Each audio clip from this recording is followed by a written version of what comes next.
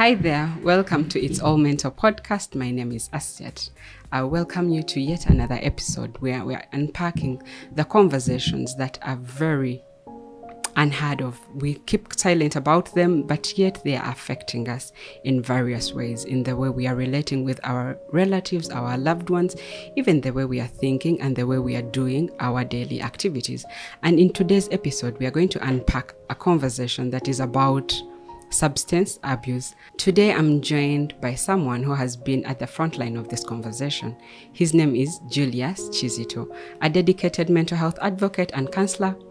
Julius has been working with Your Ali Foundation as the country administrator. He has worked with Hope and Beyond as an addiction counselor, and he's very passionate about supporting adolescents through their struggles and addiction.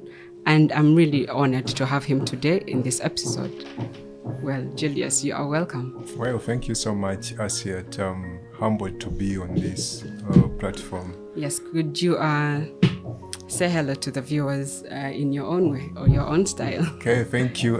Greetings, everyone. Julius Kizito once again, village champion. Munachalo. So I'm very humbled to be on this discussion, and I believe there is a lot that we are going to be talking about in this very space. Okay. Julius, according to the conversations that we've been having and the interactions we have been having behind the cameras, you are more passionate about addiction, substance use. Yeah. Why is that? Could you tell us a little bit more about it? Yeah, thank you so much. The reason as to why I'm very passionate about youth and substance use, I feel it is a big issue in our community. Yeah, and there are many risk factors that are contributing to this. There are many things in our community. There is social media, there are many trends. So I feel if we do support these young people, we guide them, we give them the information, we create that space that makes them openly share and get support. That can be a long way in changing this narrative. Yeah, and when you also look at the statistics, they do imply that young people are more into this. When you visit Butabika Hospital, they will tell you that 50%, actually more than 50% of the patients, clients that are there are young people. Yeah. So it does show that there is something that we need to do. Yeah, even in the rehabilitation center, you mentioned that I've worked with Hope and Beyond. Yes. You find that most of the clients that are admitted, they started using these substances when they were in the adolescence. Yeah, senior 1, senior 2, even some primary. Okay. Yes. And there is also a study I was reading that was conducted in secondary schools in Kampala and Gulu. It showed that 70% of these children, these students, had ever tested substances. Okay.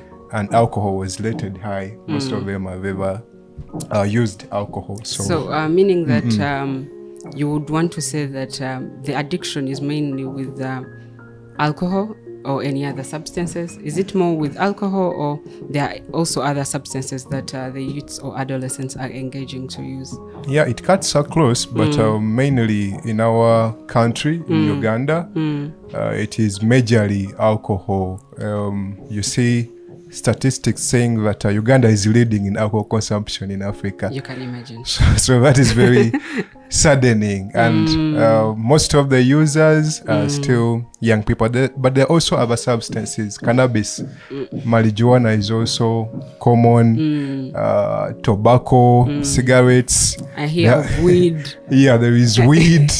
There is cat. But there is also something that we need to give attention to. Prescription drugs. Yes. Drugs that are given in hospitals or in pharmacies to help with pain. Okay. But now they are also being used as way of maybe self-medication. Okay. Yeah, so if you could help us enlighten more. You have talked about, we are talking about misuse and we are talking about use. Yes. What is the difference?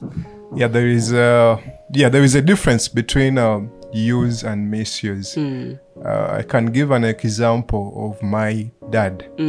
Okay, so he only uses on Christmas days. When the Christmas is there, is when you see him taking alcohol. Okay. Yeah, but then there is this Misuse. person who is using it on a daily basis. Okay. It is causing harm.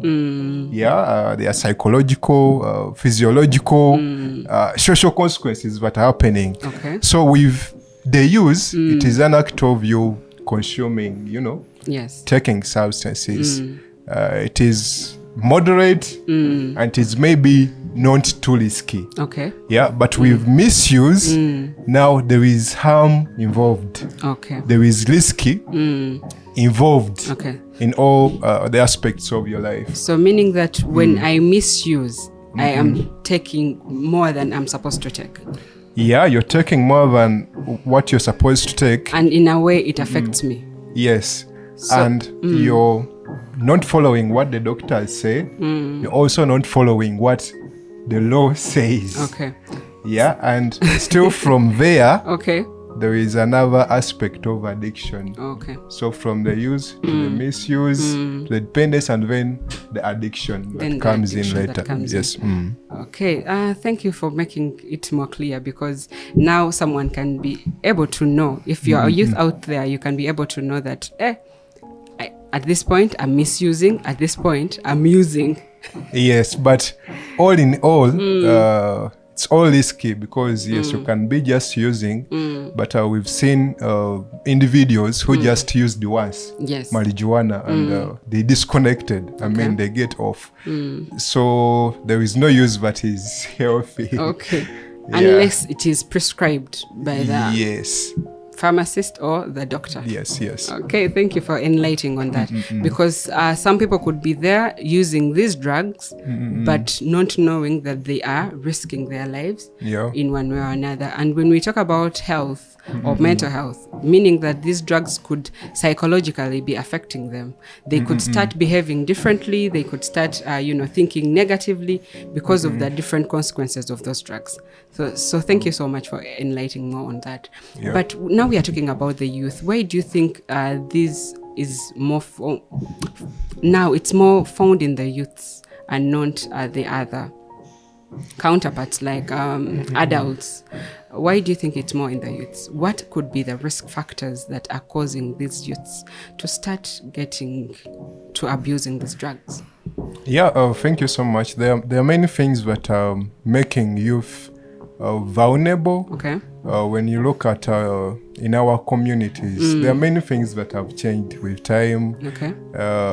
We have social media, different Social media platforms. different social media platforms. Okay. TikTok. I've seen parents who introduce children at an early age to start making content on TikTok. Yes. So all this is going to affect the brain, the neurochemistry, how the brain Functions. how the brain functions. And you find that when this child grows, maybe in adolescence, because most of actually these mental health issues Yes. do surface at adolescence. Stage. Okay. Yeah, at adolescence stage. So there is that there are many new things that have come, like social media, but also some of these children are coming from families that are broken. Okay. Families that are enmeshed, disorganized. Okay. Right? There is no love, there is no connection. Yeah, so they feel they are not worthy. Maybe they are neglected. Okay. All this is affecting them.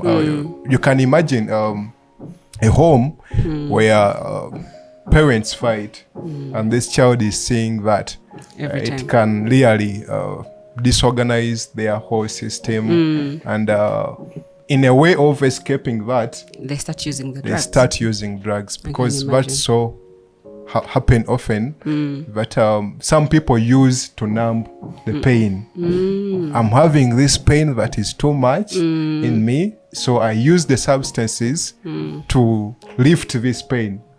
I don't know how to control it. Yes, I don't know where to put it. How to deal with it. Yes. Then issues like peer pressure, that is also very common. That there are many groups, bad peer groups in schools, but also in our Even in communities. the Yes, and all that pushes these youths to start taking substances, but also mental health conditions themselves do drive young people to start taking substances.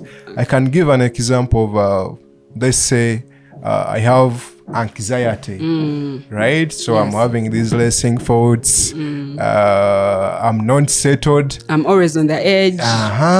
So now when I take maybe a depressant like alcohol, I can calm down. Okay. It can make me feel like I'm now in the normal state.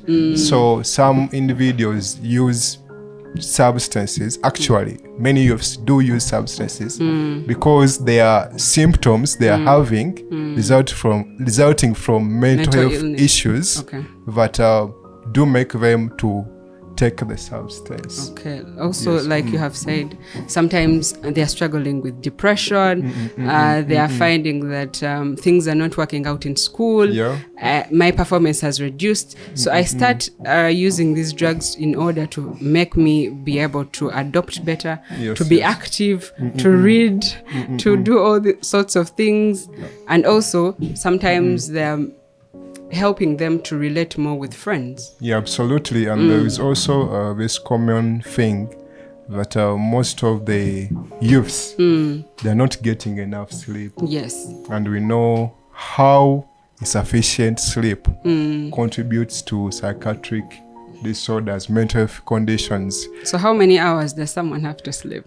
Well, scientists tell us that at least 7 to 8 hours. Yes. These children, these young people, at least they should have 7 to 8 hours. But it happens that the child is taken early in the morning, and then they are brought. They wake up at 4.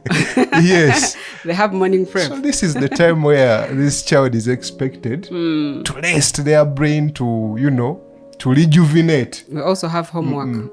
But they are having homeworks. They are given a lot of stuff to read. So all that is affecting their mental state and leading them to engage in such behaviors like substance use. Sometimes it is a way of coping up. Yes. I'm having this stress. I'm having these things that are bothering me. So I engage into this just to deal with what is happening in my life. Okay. Yeah. So meaning that you would say that the schools have a part to play in this part, or where you're seeing that some of these risk factors that we are talking about, are they out of school? Do you think it could be as a result of parents? Because you've said when people have parents who are always misbehaving, they're fighting, there is domestic violence at home, it is pushing the children to engage in those risky behaviors. Yeah, I feel that it should be holistic. Comprehensive in a way that the family plays a role, and also the teachers. Recently in April, we were conducting a teachers training in substance use and mental health interventions by your ally at Selena. And we realized this training was for the teachers. Okay. So we realized that most of the teachers don't know about these issues. They don't know about mental health. Yes. They don't know how to intervene with substance use cases. Yes. But even their response, even the environment they create at school, there are many youths that are complaining, but it is this teacher that is making me feel stressed. Yes, So, the teacher says you are not doing your best. You are not wise enough. Yes. I believe you are declining. They are having the favorite ones and the cast ones, those who are dull. So such things can really affect the children and they engage in substance use. But even at home, how is the environment at home? Is it safe for children expressing themselves? Could they develop better? Yes. But even kind of caring, the parents who are just permissive, they don't want even to know what their children are going through. They are going through. The parents, it's like they are focusing more on bringing the money, her school fees, all that. But then at times they forget that even these children sometimes could be going or struggling with things at school with their peers. I've met such parents. There is one, we were having a family session, and I said, I have given this child everything. I've taken him to the best schools in the country. But why is it that he's ending up, using substances and struggling with addiction? But then when you listen to the side of the child, the child, he's telling you, I didn't have any connection. I didn't feel loved. The parent is not always around. They come late.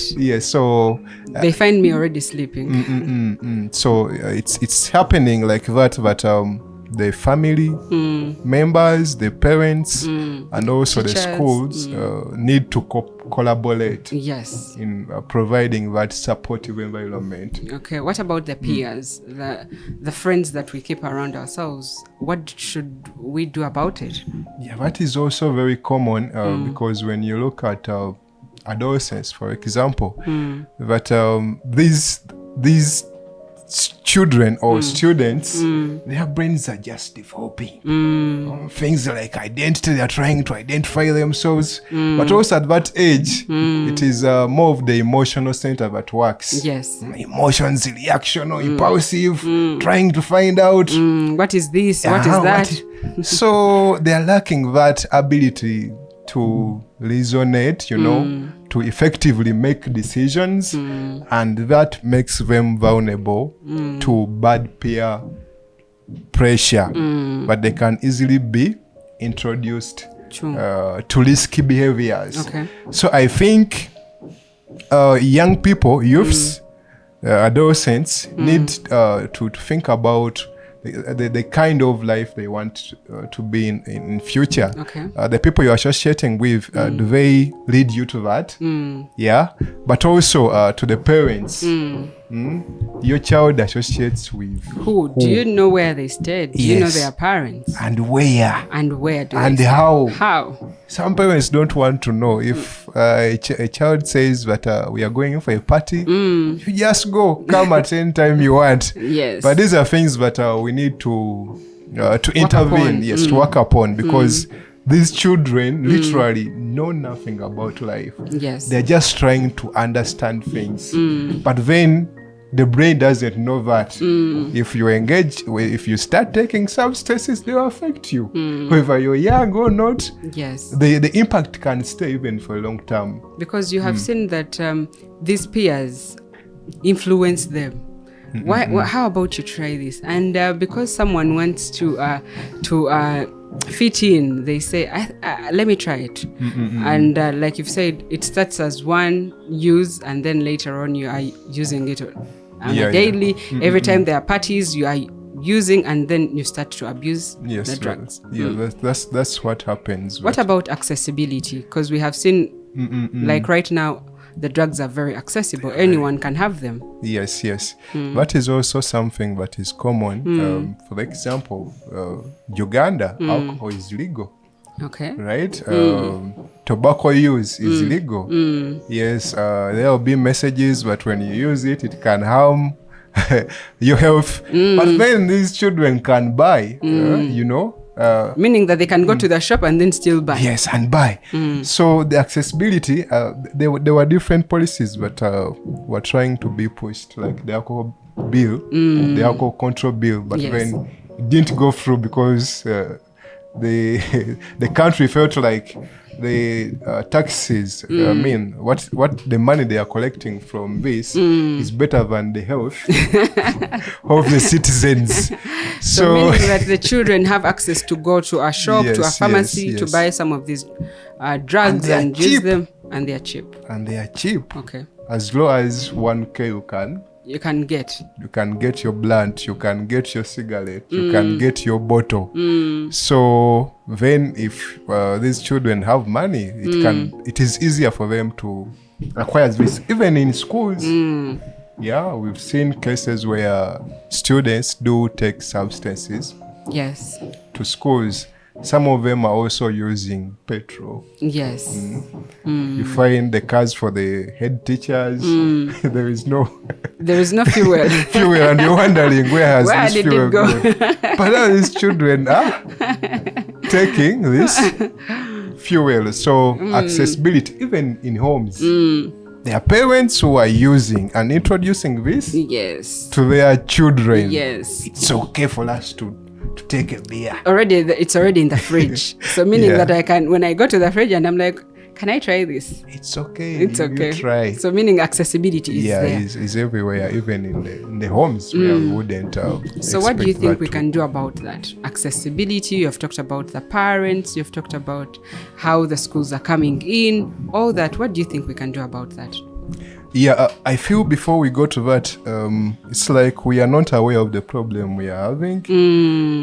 So we need to create more awareness, but also to educate ourselves about this problem. Okay. Yeah, if we are leading in alcohol use in Africa. And we are number one. Yeah. In using alcohol. Yes.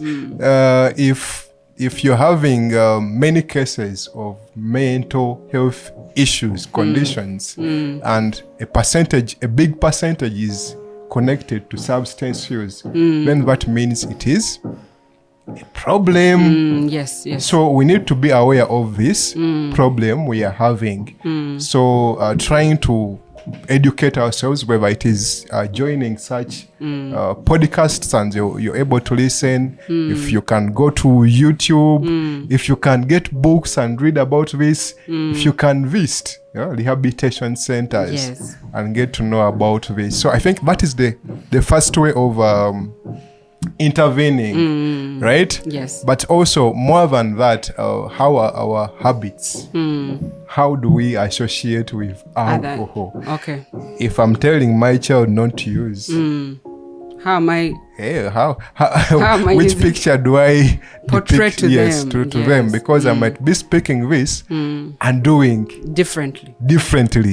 So that role modeling that is positive is also very important, that we should check in with our behaviors. Okay. Yeah, because when addiction kicks in, things can be very terrible, and the best way is to intervene early. Actually, the research shows that the earlier the intervention, the better the outcomes in recovery. Okay. The more you delay, the worse the condition. Yes. Yeah. So it becomes very hard to deal with what comes with the addiction. Yes. Meaning that recovery takes a long time. Yes. And also, people need to seek help. Yes. Yeah. I mean, if you've realized yourself that this is a problem, alcohol use, it has become a problem. I can't spend a day without using. I've made promises to my family to stop. I have gone to the church.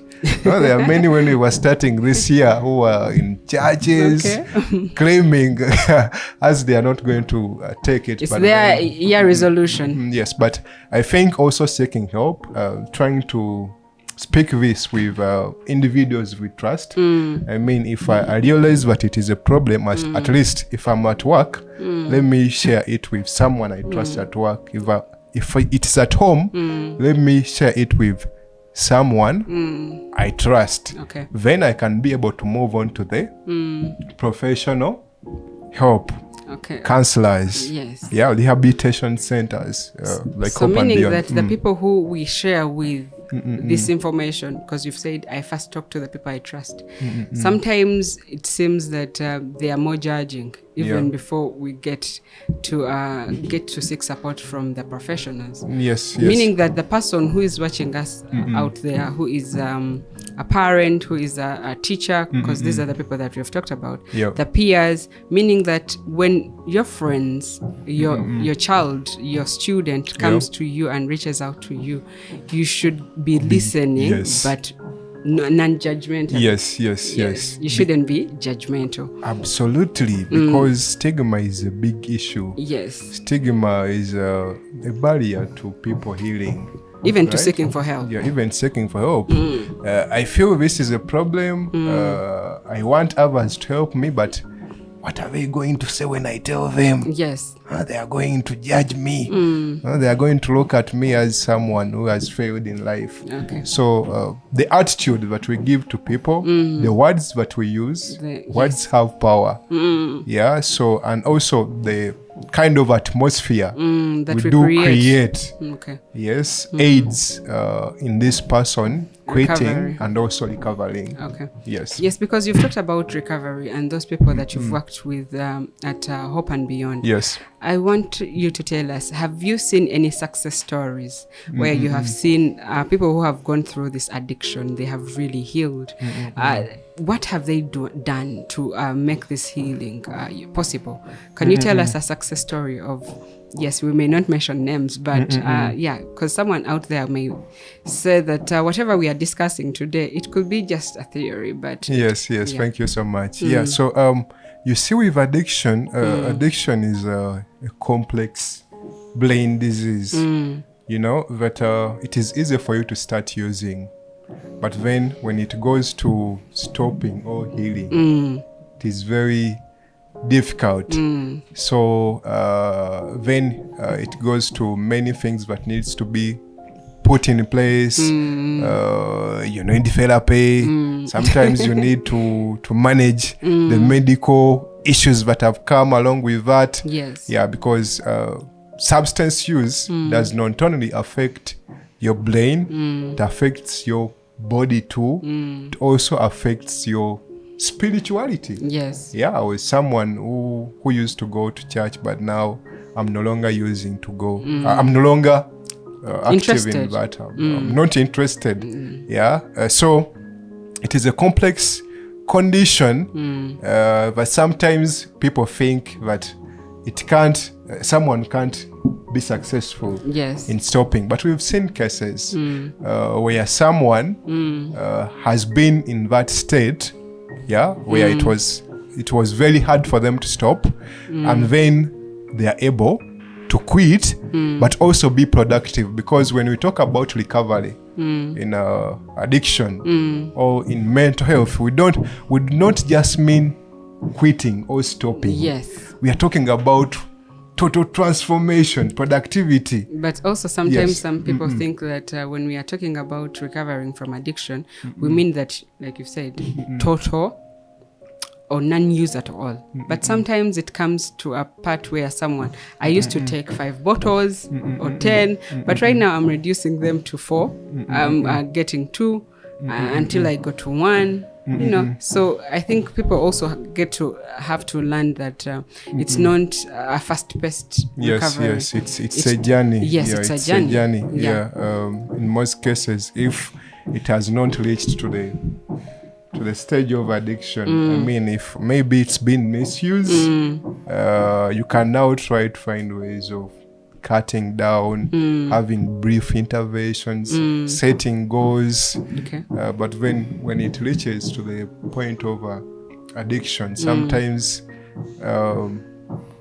cutting and still use does not work. Yes. Yeah. Okay. So I've seen individuals that have been able to stay sober for a long period. One of them is my mentor.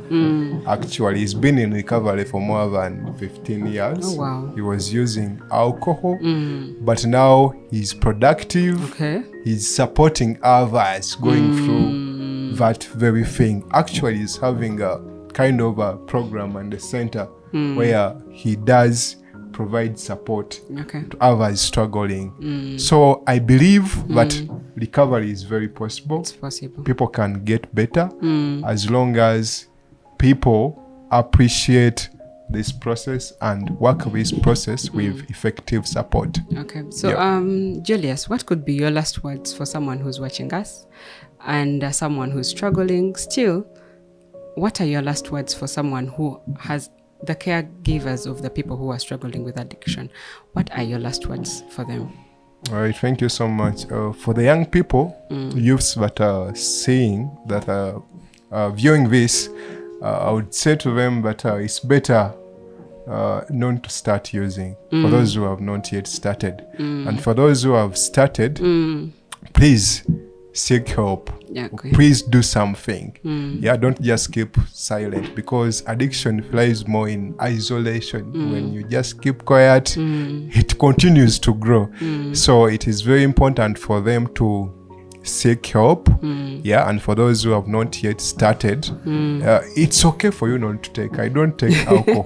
Yeah. Okay. Does it mean that I'm not having fun in life? Not really. You can I'm have enjoying fun with life. a soda. Yes, I can have fun connecting with friends, Okay. So try to create healthy ways, of enjoying yourself and also of dealing with issues. And then for the caregivers, please don't lose hope. Yes. I know this role of supporting someone struggling with addiction can be bothering. It can be very stressing.